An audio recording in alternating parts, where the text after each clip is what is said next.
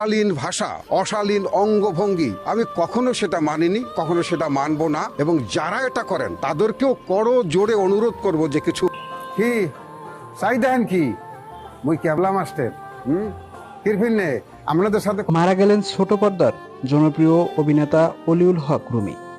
কিভাবে, কখন, কোথায় মারা গেলেন তিনি, প্রিয় দর্শক, তার এই বিস্তারিত থাকছে আজকের এই ভিডিওতে। তাই একটা মুহূর্ত না টেনে সম্পূর্ণ ভিডিওটি দেখে সঙ্গেই থাকুন। প্রিয় দর্শক, মারা গেছেন ছোট পর্দার সমাবৃত অভিনেতা অলিউল হক রুমি। ক্যান্সার আক্রান্ত এই শিল্পী আজ 22শে এপ্রিল ভোর 3:58 শেষ নিঃশ্বাস ত্যাগ করেন। ইন্না লিল্লাহি ওয়া ইন্না ইলাইহি রাজিউন। তার মৃত্যুর বিষয়টি নিশ্চিত করেছেন অভিনেতার ভাগ্না ফয়সাল আহমেদ।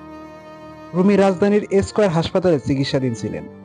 অভিনেতার পারিবারিক সূত্রে জানা যায়, দীর্ঘদিন ধরে অভিনেতা কোলন ক্যান্সারে ভুগছিলেন। ভারতের চেন্নাইয়ে তার প্রাথমিক চিকিৎসাও হয়। এরপর দেশে চলছিল তার চিকিৎসা।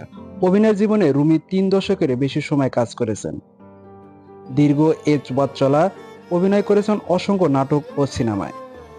গত কয়েক বছরে এই অভিনেতা বরিশালের আঞ্চলিক ভাষাতে বেশি অভিনয় করে আসছিলেন।